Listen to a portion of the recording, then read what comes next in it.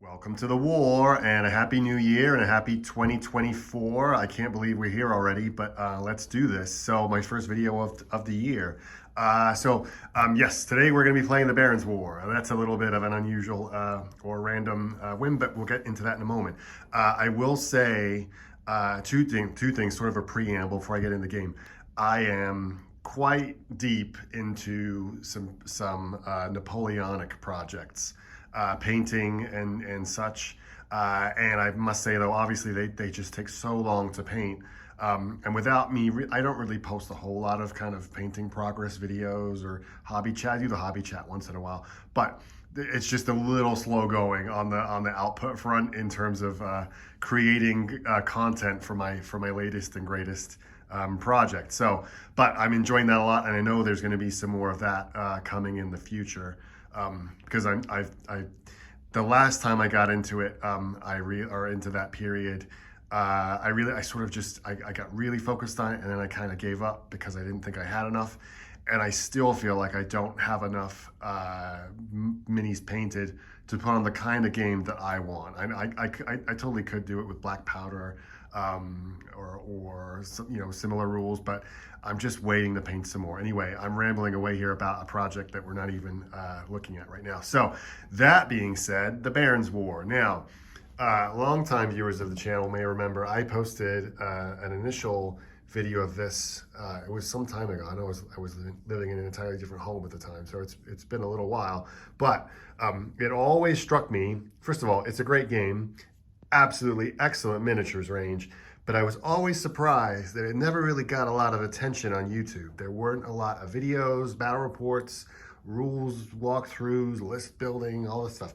And to me, it's a game that's like perfectly suited to that sort of thing. Anyway, I think that is finally over. I've noticed, thankfully, there's a tremendous amount of excellent Barons War content being created by a whole host of different creators. One of my personal favorites, Medieval Wargamer. Please check out his channel, and I know he's gone all in on he's bought some serious amount of models for that. So I know he's going to do some really cool videos.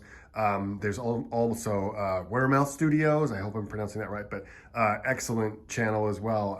Really great to watch, and certainly inspirational. As I said, I'm working on Napoleonic project right now, but I did take a little bit of a dip to paint some more minis for this. But anyway, I digress. So I'm gonna put together. I sort of just was inspired by all of these other videos that were people were making, and I thought I'd jump on the bandwagon too and make another one for this excellent game. And so we're gonna play a 500 point game, 500 points on each side, and we're gonna use a mission, or I'm gonna use a mission called the prize. Essentially, there's an objective in the middle of the table. You got to grab that, and whoever's holding it at the end of 5 turns wins the game. So that's in short how that goes. We'll get into the what the forces are made up from. Nothing too complex here, and if you can't tell, forgive me. I know I'm using somewhat of my second-rate terrain here. I may not be entirely period specific, but I've got another battle going on around the corner here in the game room of black powder that I'm just doing to sort of make myself more familiar with the rules, certainly before I start making any videos out of that stuff, because that's some serious business. Anyway, let's jump in here. If you can't tell, so the white dice here on this side of the table, they're sort of marking the border of the table. It's a 4x3 table, objective in the middle there. Bloop. I'm gonna, I am gonna roll to see what kind of deployment we use. This game obviously uses some pretty varied setup or deployment rules. So let's get on with that. Let's start with taking a look at what the forces are made up of. Okay, so on this side of the table, we've got William Longsby. He's a lord equipped with a shield and a sword and full mail armor. I used for both of the characters, or the lords in the game, the leaders, I used the create your own commander rule. So I did spend some points to increase his attack characteristic by 3, and that's the only upgrade that he's got. And then he is going to be part of a command group with these 4 knights behind him. They are veteran knights with, no, sorry, forgive me. Those are regular knights with swords and medium shields. And then behind we have 4 veteran knights with 2-handed weapons. And it's funny, you can't give them shields per the rules, but the models come with them. So anyway, please ignore that that they have shields on their back. They're using their 2-handed weapons. And then over here, mounted, we have some sergeants. They're regular with hand weapons. We have a unit of 8 regular spearmen. I believe I gave them padded or leather armor. And then our requisite or prerequisite green troops are going to be these 8 bowmen here. So that rounds out the forces for William Longsby. Let's go take a look at his opponent. And the retinue on this side is led by Gerard de Furtival. He's also a lord. Again, I used the create your own commander option, and he's got +2 attack, +2 defense, +1 to his morale. He's riding a barded warhorse and comes with a lance and a large shield. And he is going to be backed up by 2 mounted knights. They're regular, these guys here, equipped the same way. Then we've got 4 regular knights with swords and medium shields, these guys here. Then we've got one of my favorite units or things for the period, crossbowmen. We've got 12 regular crossbowmen with leather or padded armor. And yes, I'm aware I glued my crossbows the wrong way around. I need to fix those. I'll get around to that. And then again, the required levy for this side are going to be these 8, required green troops are these 8 levy soldiers with spears. So that's what makes up the 2 forces. And then we need to roll for the deployment layout. So 12-sided dice. We rolled a 1. Oh, great. They're going to be deployed as such as in the top left there, or this one. So I'll get that set up, and then we'll get started with the first turn. Both sides have deployed, and you can see here Gerard de Furtival's kept his forces pretty compact, pretty close. And I do think there's going to be a pretty serious contention for the objective right from the start. So the crossbowmen here are in a very good position to capture the prize, closely supported by the 4 knights here. The levy are at the back with the spears. They're really going to kind of try to plug the gap, I think, where one occurs. And then bravely following from around the side of the building is Gerard. But I'm sure, again, once things start moving, he's going to be dashing out to make his presence felt. So that's his side. Now, over to William's side. The archers, well, first of all, he's deployed in a little bit more of a linear fashion. So the archers here are in a good position, I think, to start shooting at the crossbowmen on the as a part of the village there. The spearmen are sort of just poking out of the woods, but again, taking cover from that building there, but certainly in a good position to make a run for the objective, which is what these 4 sergeants are going to do as quickly as they can. And then both units of knights, again, with William Longsby here, are going to push forwards as well once the sergeants are out of their way on horseback. So this is, I think, going to be quite up close and personal right from the beginning. I'm expecting quite a lot of back and forth, and we'll get going with turn 1. Now, for this game, it's a alternate activation game, so I am going to be just doing video summaries for every turn. Again, I don't have the capability to roll dice, talk, move things, make plans, remember rules all at once. So forgive me for that. You're going to be getting turn-by-turn summaries for this one, but such is solo gaming with me. Anyway, all right, on to turn 1. Here we go. Pretty dynamic turn 1. So the sergeants on horseback, there used to be 4 of them. They got the first activation and grabbed the objective, but then took absolutely withering fire from the 12 crossbowmen here at short range. That eliminated 3 of them and then caused a shock and a fallback move to here. But all is not lost. They effectively did their job because the Lord over here with his knights was able to use 1 activation to pick up the objective from the sergeant and then use his other activation move to back up out of trouble. So in some respects, the force on this side of the table has already pretty well secured the objective. If not for the Lord here coming around this side with his cavalry to certainly force a move, I think, on this side here. Now, that being said, the knights with the 2-handed weapons are certainly going to have something to say about that once the knights get around here. I think that will be an interesting conflict or combat. They can't see them yet. They're both hidden by line of sight from the building there. Elsewhere, let's see, the spearmen on this side, they've moved around the side of the building, but again, staying out of that deadly range of the crossbows there. The knights and the levy both moved up to support.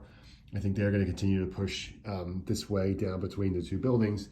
And then this levy unit here with the bows, they fired at the crossbows as well, but were unable to inflict any damages. They need 9s to hit, so they're at long range, so they're really not going to be that effective. I might have to move them up. But anyway, that was the first turn. Let's see what happens in turn 2. Turn 2, and William Longsby is still in control of the objective. He's really sort of trying to create a defensive perimeter, I feel like, with most of the troops at his disposal. So he's pulled back a little bit. He tried to issue a command to the veteran knights with the 2-handed weapons. That failed, but they were able to use their command to pull back, all the while being pushed down by the knights on horseback here, who I think in the next turn will certainly be able to get a charge in. Elsewhere, the lone sergeant again failed, or not again, but failed his shock morale test, so still in trouble there. His morale will drop in the next turn. The spearmen, interestingly, I elected to just sort of shuffle them up a little bit so that they're in a bit more of an advantageous position to either receive or give a charge in the next turn into the knights you can see here. The side of Gerard de Verneval is really just kind of funneling through the village here. And again, I think really like a mess. There's 3 units there of the knights, the crossbows, and the levy in the back, bolstering them up. I think there's definitely going to be some combat from this angle in the next turn. And then elsewhere, just quickly, the archers or the bowmen on this side of the levy bowmen here, they pulled forward a little bit. Again, I think they're in a much better position to make some shots in the next turn. So third turn, I think, is going to be pretty bloody, and I think there's going to be combats popping up all over the place. But so far, it's an interesting game. I really am enjoying playing this again. So, all right, let's move on to the third turn and see what happens. The third turn was an absolute mess. So let's break this down. A whole sequence of events happened here. First things first, the spearmen, these 2 spearmen, which was initially a group of 8 here, charged into the foot knights. Each side inflicted a casualty. Nothing too crazy there, but bounced back. However, the unit of crossbowmen that were here completely unloaded into the spearmen, causing 6 casualties. And hence they've just completely broken and fallen back all the way back over here. Outside of that, how did the crossbowmen get over here? Well, would you believe it? The levy archers here were able to inflict 3 critical hits, rolling 3 10s, and that also was pretty detrimental to the unit staying in its place. It also got pushed back, having lost three men there. This created somewhat of a bottleneck at the time right here, so the levy spearmen moved over the fence, but in the next turn they'll be able to push forward here.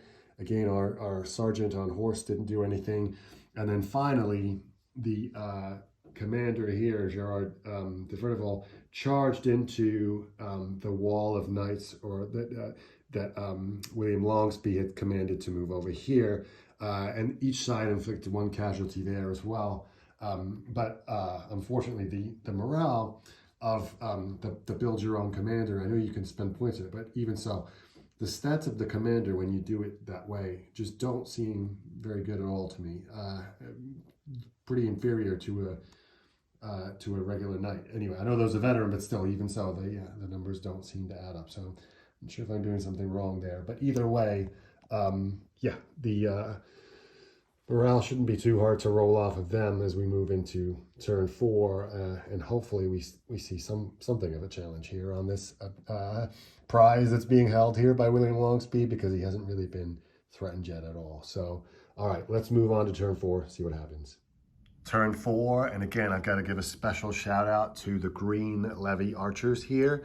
They were able to fire into the 3 remaining knights in front of them at short range and killed all of them. So they've certainly proved their value and worth in this game. Now, outside of that, the spearmen here advanced over the fence, but were charged by the 3 knights with the 2-handed weapons, who inflicted a couple of casualties and pushed them back. Morale in this turn has certainly been the biggest challenge that anyone's had to deal with on either side.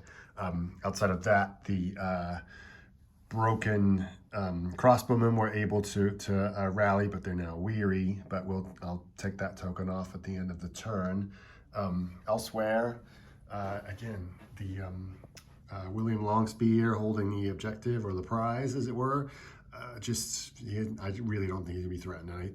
I do think that the final turn is a kind of a foregone conclusion, mostly because the commander over here, Gerard de Verdeval, failed his rally check and was again further pushed back. He's just out of range, I think, to really cause any kind of damage here.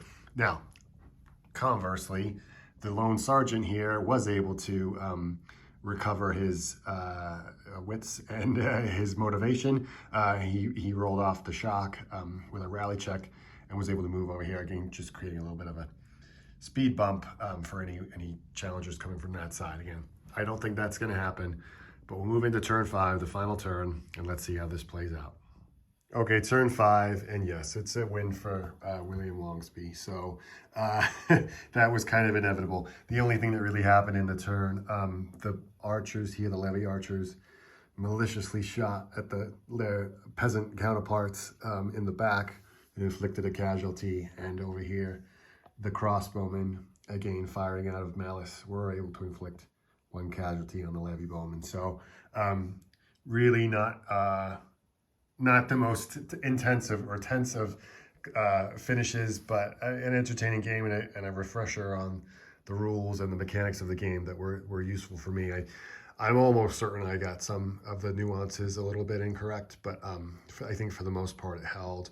And really, again, looking at sort of kind of a tactical evaluation at the end of the game, I really do think I've made a mistake, frankly, in building a commander. I don't quite know where I've gone wrong with that, but they just didn't seem to be, or certainly this commander here, Gerard de Verdeval, just didn't seem to be particularly effective. His stats just weren't that great. William Longsby really didn't have a whole lot to test. He picked up the objective and just sat on the edge of the swamp. So I really don't feel like it was even particularly bad dice rolling.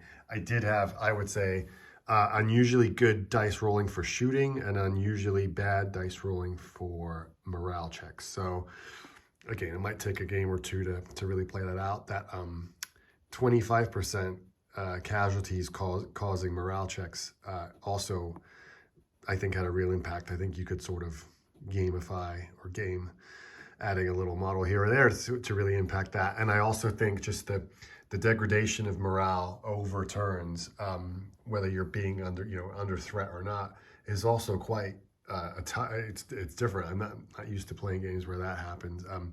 But also, yeah, that's a tough nut to overcome. But that being said, again, this game could have been completely different if there was a more a different deployment setup or anything like that. And I know it will be interesting to run that. So with that being said, yes, I do have some Barron's War minis on my painting desk right now. I'm really interested in, what really resonates with me is all the kind of the Robin Hood outlaw stuff. Huge fan of the British TV show from the 80s. I grew up on that. And I think there's a lot of homage into to those to that show and those models and even the scenarios and some of the other figures and gaming that's in there. So definitely, I've got quite a bit of that I'd like to try and get done. But again, so many other projects, and I don't want to lose track or lose focus too much. But anyway, that being said, this was a fun game. Again, I really recommend the game Barron's War as a rule set and as a miniature collection. Definitely check it out. Footsore Miniatures are the people that make it. Yeah, let's see what we got up to next with the next video. Thanks for watching.